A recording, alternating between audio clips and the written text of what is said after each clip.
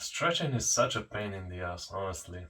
I tried to stretch like 5 times in my life, got consistent, and then like in a matter of days, it would, the whole motivation would just die and I wouldn't want to do it anymore.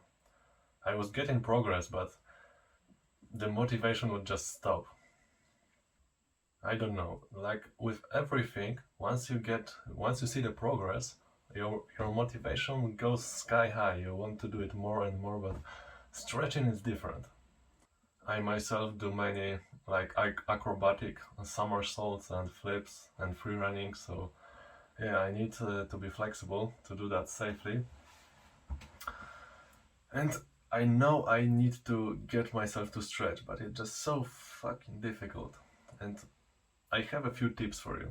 So, if you're just starting out, start lightly, very lightly. You don't want to go and your first stretching session be like 1 hour and go to the pain max. No, this will cause sore muscles for like a week. I don't know how it works, but when you stretch, your muscles get sore. That's just it. So naturally, if you work out once a month, you would get sore muscles. That's just it. But if you work out second time, like a few days later, you will get zero sore muscles. That's magic. So if you want to start stretching, start lightly, very lightly, like maybe 15 seconds on a stretch, and go to the next one. And the whole routine should take you like 10 minutes max. So you can do that tomorrow or 2 days after. Another thing is PNF stretching, so that it is where you flex your muscle while you're stretching it. It I heard it's dangerous, but I myself tried it a lot and it worked well for me. I don't want to recommend it straight on, but it is something you may try, but don't go overboard with it. Like be careful because you may snap your hamstring or you may tear your ligament or some shit like that. You don't want that. But PNF should be beneficial if you do it like every other day. That's what I did and it worked great for me. It can also cause it can also make your muscles really sore. So yeah, be careful with that if you plan to do some training or something. Yeah, PNF is great, but PNF is a tool, and it is a tool like a hammer. You can smash someone's head with it, or you can build a house with it. I know that is a shitty example, but yeah, that's just it. Another thing is to practice mobility. So mobility is, how do I explain it? When you get into a stretch and your whole body weight is resting on your leg or something and pushing it to the ground to stretch, like it is easy to get into a stretch. But if you would like to, for example, lift your leg up and lift it so high that you will feel a stretch in your hamstring, it's near impossible, is it? Like, this is the thing. Our muscles only go as far as we are comfortable with it.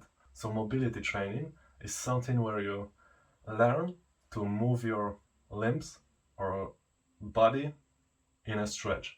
In a deep stretch, you learn to move your body, and it really gives you that control in the stretch. So, for example, if you want to be good at kicking, if you don't train mobility, you can throw a kick really high up, but it will immediately come down. You won't be able to hold it in the top, at the top. For example, when you stretch your leg, you try to lift it off the ground and move it around in the stretch. That is what will give you that control in the stretch. So you'll actually be able to do that kick from Instagram where people lift their leg and just do like 10 kicks with their leg lifted. It's crazy. I personally don't have any intention to learn that, but yeah, you can learn that if you want. Another thing is to help yourself with weights. So basically, if you are in a stretch, for example, a pike stretch, you stand straight legs and you reach your arms to the ground, and you just are tired of pushing to the ground with your whole upper body. It is tiring for you, you don't want to do that.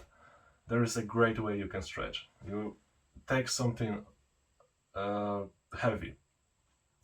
If you are at the gym, it's easy, you can have like a dumbbell, 20 kg or a plate. But if you are at home, I don't know, you can take like a rock. Or I got this shit right here, it is heavy as fuck. I don't know what that is, but my mom cooks in it. So yeah, you can take something like that and then you just hold it in your hands and reach it to. You must stand on something taller, like a chair, but be careful because that chair can fucking flip to the front. You hold it in your arms and you just let yourself hang down, and you will practically not use your muscles at all, but the stretch will be great. That is amazing. I love this. And the last and probably most important thing is to be consistent. That is hard, really hard to be consistent, especially with stretching, where the pain is just sometimes hard to confront. But yeah, you must make it a habit. This is the best way to be consistent. You must make it a habit. Like, add it into your routine. Like in the morning, you brush your teeth, go to stretch at the same time after the same activity. Just do the stretching. It doesn't need to be long, honestly. 30 seconds per stretch and 15 minutes maybe, that's all, every day. You will have amazing progress. That's what I did. I have amazing progress. And yeah, there is no another way, because if you're like, yeah, I'm gonna stretch afternoon or after I do this, you will not stretch. Don't bullshit yourself, you will not stretch. But if you actually make it a habit, if you add it into your routine every day, then you will feel weird if you don't do that after a while, after like 2 weeks. If you don't do that, you will feel weird, and it will be easier for you to do that than to skip it. And that is amazing. That is great. Great point to be at, but yeah, you gotta work to make it that convenient. I will probably do a video where I break down the best stretches that give the best ROI, a return on investment, so that you can spend as least amount of time as possible on it. So yeah, that's basically it. I mean, you gotta be consistent. No one's gonna do it for you. You might as well grab your nutsack and go and stretch.